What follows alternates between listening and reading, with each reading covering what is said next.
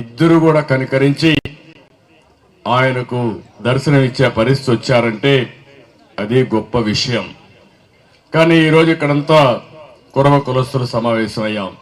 ఇప్పుడే నేను చూశాను ఎంత సునాయాసంగా దేవుణ్ణి ఒక్కసారి ఆలోచించుకుని తలపైన కొబ్బరికాయలు కొడతా ఉంటే ఆనందంగా స్వాగతించే పరిస్థితికి వచ్చారు. ఇది ఏ సైన్స్ కూడా చెప్పలేదు.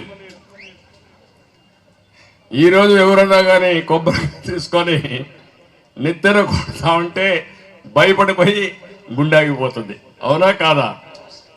అలాంటిది ఒక కొబ్బరికాయ కాదు, కంటిన్యూగా 10 కాయలు కొడతా ఉంటే ఏమీ లెక్క పెట్టుకోకుండా దేవుణ్ణి తలుచుకుని సంకల్పంతో అసలు కనకదాసే వాళ్ళకు పూనకం వచ్చి అది భరించే శక్తి వచ్చిందంటే అది యొక్క కనకదాసు మహత్యం అని చెప్పి కూడా నేను మీ అందరికీ తెలియజేస్తున్నా. ఇది గొప్ప వరం.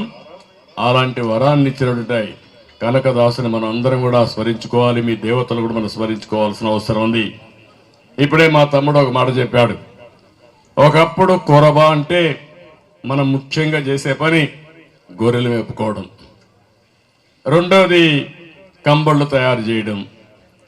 అందుకే ఇప్పుడు కూడా నాకు వస్తారే కంబళ్ళి ముందు ఇచ్చారు.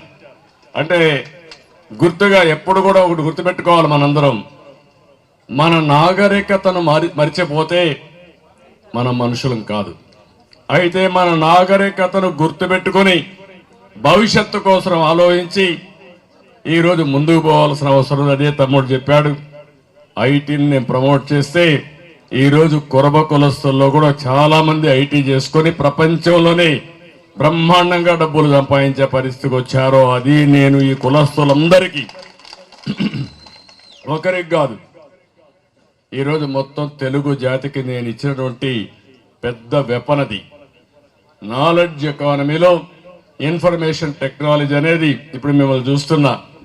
సెల్ ఫోన్ పెట్టుకుని మా చెల్లెమ్మలు అయితే శుభ్రంగా నా మీటింగ్ మొత్తం రికార్డ్ చేస్తున్నారు, లైవ్ కూడా బ్రాడ్కాస్ట్ చేస్తున్నారు. అవసరం ఇంట్లో కూర్చున్న వాళ్ళ కుటుంబ సభ్యులకి స్నేహితులకి లైవ్ కూడా బ్రాడ్కాస్ట్ చేసే పరిస్థితికి వస్తున్నారు. టెక్నాలజీ అంత పవర్ఫుల్ గా తయారయ్యే పరిస్థితికి వచ్చింది. అయితే ఇక్కడికి వచ్చినప్పుడు నేను ఒకటే మీ అందరినీ కోరుతున్నా, ఈరోజు ఇక్కడ 1 ఎకరా 7 సెంట్లు భూమి ఇచ్చాం, 50 లక్షల రూపాయలు ఆర్థిక సహాయం చేశాం. కానీ దుర్మార్గం ఏంటంటే ఈ ప్రభుత్వం వచ్చి 5 ఏళ్ళు అయిపోతా ఉంది, సినిమా కూడా అయిపోయింది, రేపు ఎల్లుండి ఇంటికి పోతున్నారు. ఇప్పుడు కూడా దాన్ని పూర్తి చేయాలనే ఆలోచన లేకపోతే ఇక్కడ కురబ సంఘం బిల్డింగ్ కట్టలేడు కానీ 3 రాజధానులు కడతారంటే మీరు నమ్మతారా అని మిమ్మల్ని అడుగుతున్నా. అంటే మాటలు కోటలు దాటుతున్నాయి, చేష్టలు మాత్రం గడపే దాటడంలా.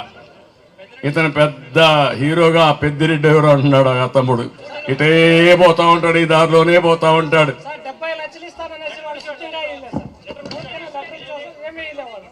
తమ్ముడు ఆ 70 లక్షలు ఇవ్వాలంటే ట్రెజరీలో డబ్బులు ఉండాలి కదా, వాళ్ళకే సరిపోతా ఉంది, వాళ్ళకే మిగలాలి కదా మీకు ఇవ్వడానికి.